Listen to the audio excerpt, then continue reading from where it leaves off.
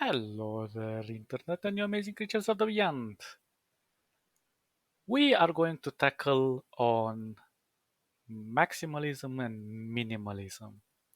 Now, if you don't know what these terms stand for, in simple definitions, minimalism is related to less is more, while maximalism is related to more is more. So, in general, these are lifestyles and they can expand to anything you like in your life. But generally, it's related more to your work environment, to your living environment, to your organization. And I think people don't know much about maximalism. Minimalism is something that they have heard.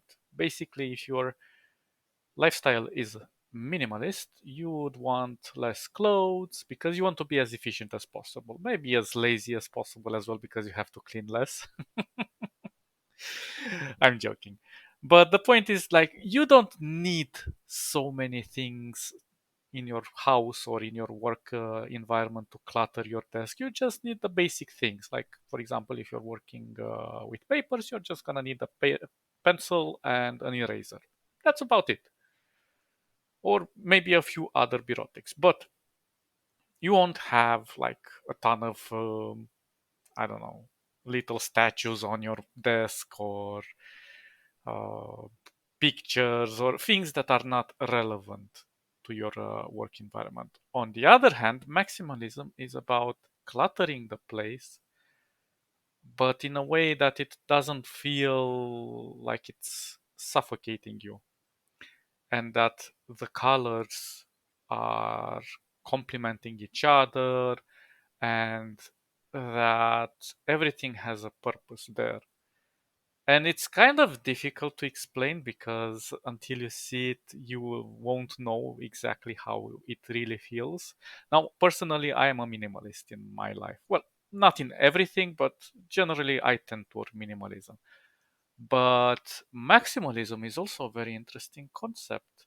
For example, in Victorian times, they were creating this oversized furniture that seemed to take a lot of place, but actually it was combining the decorative with the utility.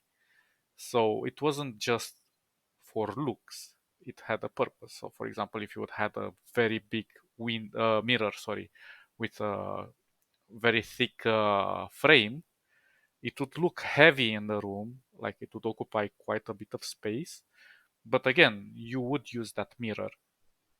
So there are plenty of ways to go about maximalism and minimalism as well, because there are no written rules. You decide how much is too much or how little is too little. And why would it even matter to you? Like, you're just like, I have a bunch of clothes, I just put them in the drawer. I'm maybe I'm organized or disorganized, but really, if you think about it, your living quarters and working space are an extension of you. So they define how you exist in that certain place.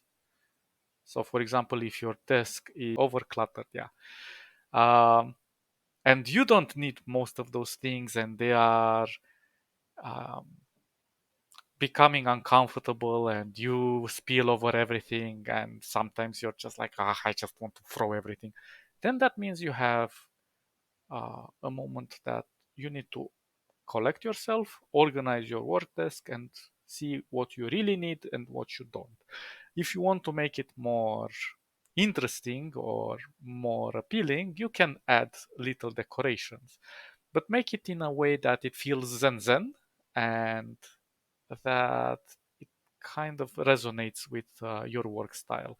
So, for example, on my work desk, aside from the basic tools that I use for design and so on, I usually just keep like an aroma for making the smell in the room feel more balanced, so it gives a pleasant uh, essence.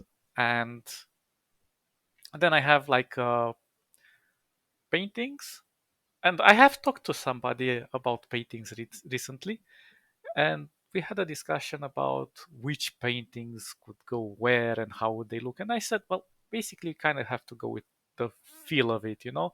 Like if you would have a very light up room and with a lot of sun coming through, maybe a painting with well, muter colors or something a bit with a gradient, lower gradient, or some darker tones could fit in there to kind of position how you perceive the room.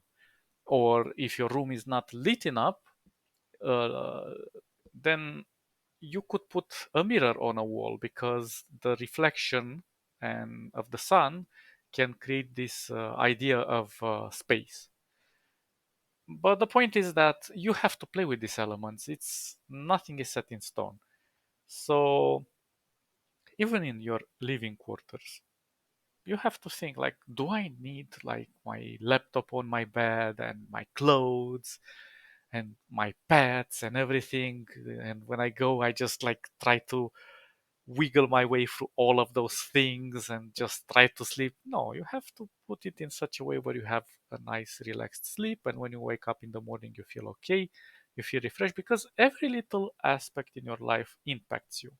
Even though it's not very obvious at first, uh, the more you let these things invade your life instead of you controlling how their purpose is supposed to be, and how your environment gets balanced, then you will have like an uncomfortable situation where you'll be like, "Ugh, I'm too tired.